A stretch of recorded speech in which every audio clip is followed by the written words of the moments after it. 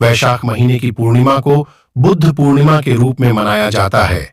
इस साल 16 मई को बुद्ध पूर्णिमा है। कहते हैं कि इस दिन बौद्ध धर्म के संस्थापक गौतम बुद्ध का जन्म हुआ था और इसी दिन उन्हें बोधगया में ज्ञान की प्राप्ति हुई थी। भगवान बुद्ध के बचपन का नाम सिद्धार्थ गौतम था। वे राजा शुद्धोधन के बेटे थे।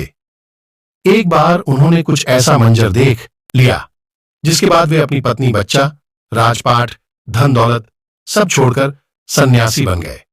इसके बाद सिद्धार्थ ने कठोर तपस्या की और ज्ञान की प्राप्ति कर महात्मा बुद्ध बन गए। फिर पूरे संसार को जीवन की जीने की सीख दी।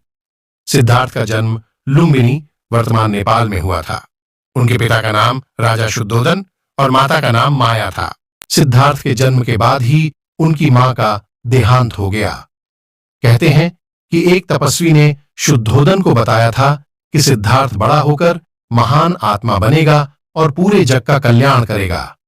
शुद्धोधन इससे चिंतित हो गए। उन्हें लगा कि सिद्धार्थ अगर सन्यास के मार्ग पर चला गया तो उनका राजपाट कौन संभालेगा। इसलिए शुद्धोधन ने सिद्धार्थ का अच्छे से पालन पोषण किया। उसे किसी तरह के दुख का आभास नहीं होने दिया। उसे हर तरह की सुख सुविधा दी गई। सिद्धार्थ को प्रजा से भी छिपाकर रखा। बड़े होने तक सिद्धार्थ को सांसारिक दुख दर्द का आभास ही नहीं था। 16 साल की उम्र में सिद्धार्थ का विवाह यशोधरा से हो गया। राजा शुद्धोधन ने सिद्धार्थ को कई आलीशान महल उपहार में दी। उनके महलों में हजारों नौकर और दासियां काम करती थीं। उनमें भोग विलास की सारी सुविधाएं मौजूद थीं। बाद में सिद्धार्थ की पत्नी यशोधरा ने एक पुत्र को जन्म दिया। इसके कुछ दिन बाद सिद्धार्थ अपने रथ में बैठकर सैर पर निकले। इससे पहले वे कभी भी बाहर अकेले सैर पर नहीं गए थे। सिद्धार्थ का रथ बाजार में निकला तो सिद्धार्थ को एक बुजुर्ग व्यक्ति दिखाई दिया। उसकी कमर पूरी तरह झुक गई थी। चेहरे पर झुर्रियां पड़ रही थीं और बड़ी मुश्किल से वह खड़ा हो पा रहा था। यह देखकर सिद्धार्थ का मन विचलित हो गया। उन्होंने अपने सारथी से पूछा कि वह आदमी ऐसा क्यों है। तब सारथी ने बताया कि वह बूढ़ा हो चुका है, इसलिए उसका शरीर अब साथ नहीं दे रहा है। बुढ़ापा जीवन का कटु सत्य है। हम भी एक दिन बूढ़े हो जाएंगे। रथ थोड़ा आगे बढ़ा तो सिद्धार्थ को एक बीमार व्यक्ति दिखाई दिया। उसे सांस लेने में भी दिक्कत हो रही थी। वह जिंदगी और मौत के बीच संघर्ष कर रहा था। सारथी ने सिद्धार्थ को बताया कि हमारा शरीर नश्वर है। एक समय के बाद यह साथ नहीं देता और इंसान बीमार पड़ने लगता है और फिर मृत्यु को प्यारा हो जाता है। आगे बढ़ने पर सिद्धार्थ को एक अर्थी दिखाई दी। 4 लोग एक शव को कंधा दे रहे थे।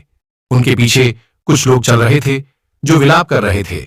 सारथी ने सिद्धार्थ से कहा कि मृत्यु हमारे जीवन का एक और कटु सत्य है। इंसान की मौत निश्चित है। ये सभी दृश्य देखकर सिद्धार्थ के मन में उथल पुथल मच गई। इससे पहले उन्हें कभी भी जीवन के इन पहलुओं का एहसास नहीं हुआ था। उनके मन में कई तरह के विचार उमड़ने लगे। सिद्धार्थ को लगा कि ऐसा जीवन ही क्या जिसमें एक समय बाद बूढ़े और बीमार होकर मृत्यु को प्राप्त हो जाए। सिद्धार्थ का रथ थोड़ा आगे बढ़ा तो वहां से एक सन्यासी गुजर रहे थे। सिद्धार्थ की नजर उस संत पर पड़ी। संत के मुख पर एक अलग सा तेज था। चेहरे पर मुस्कान थी। ऐसा लग रहा था मानो उन्हें जीवन की किसी भी तरह की पीड़ा का कोई भय नहीं हो। सिद्धार्थ को अपना जवाब मिल गया। उन्होंने सन्यासी बनने की ठान ली। सिद्धार्थ अपने महल में गए और रात्रि के पहर में अपने पत्नी, बच्चे के साथ साथ सभी तरह की मोहमाया, राजपाट, भोग विलास को छोड़कर चले गए। उस समय सिद्धार्थ की उम्र महज 27 साल थी। वे कई जगहों पर भटकते रहे, फिर कठोर तपस्या की। 35 साल की उम्र में उन्हें बोधगया, वर्तमान बिहार में बोधि वृक्ष के नीचे उन्हें परम ज्ञान की प्राप्ति हुई। इस तरह सिद्धार्थ गौतम से वह महात्मा बुद्ध हो गए। वाराणसी के पास सारनाथ नाम की जगह पर उन्होंने अपना पहला उपदेश दिया।